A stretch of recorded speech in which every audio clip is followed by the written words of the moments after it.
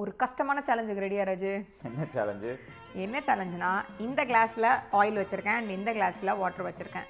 இந்த கிளாஸ்க்குள்ளே இருக்க ஆயில் இந்த கிளாஸ்க்குள்ளே போகணும் அண்ட் இந்த கிளாஸ்க்குள்ளே இருக்க வாட்டர் இந்த கிளாஸ்க்குள்ளே போகணும். நீ அதுக்காக தேர்டாக ஒரு கிளாஸ் எடுத்து அதில் அப்படியே ட்ரான்ஸ்ஃபர் பண்ணிவிட்டு அப்படியெல்லாம் நீ பண்ணக்கூடாது.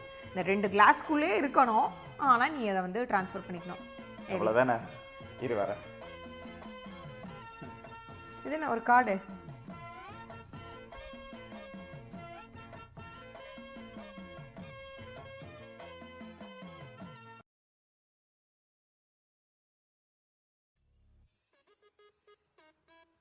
சின்ன கேப் விட்டாலும் ப்ராப்ளம் ஆகிடும். என்ன ராஜு, எடுத்தோடனே ஆயில் எல்லாம் மேலே போயிடுச்சு. இதுக்கு பின்னாடி என்ன பிரின்சிபல் இருக்கு? 3 விஷயம். 1 டென்சிட்டி. ஓகே.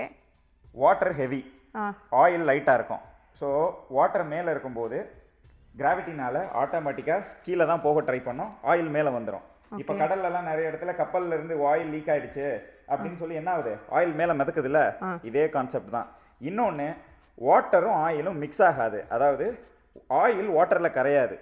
அதனால் அது ஆட்டோமேட்டிக்காக தனியாக இருக்க தான் ட்ரை பண்ணும். அதனால் கிராவிட்டி, டென்சிட்டி, அப்புறம் கரையாத தன்மை, இதனால் இந்த பிரின்சிபலில் நான் ஈஸியாக ஜெயிச்சிட்டேன். ஆனால் இன்னொன்று சொல்லட்டா, வாட்டரில் லைட்டாக ஆயில் மிக்ஸ் ஆனனால நீ சேலஞ்சில் தோத்துட்டேன்.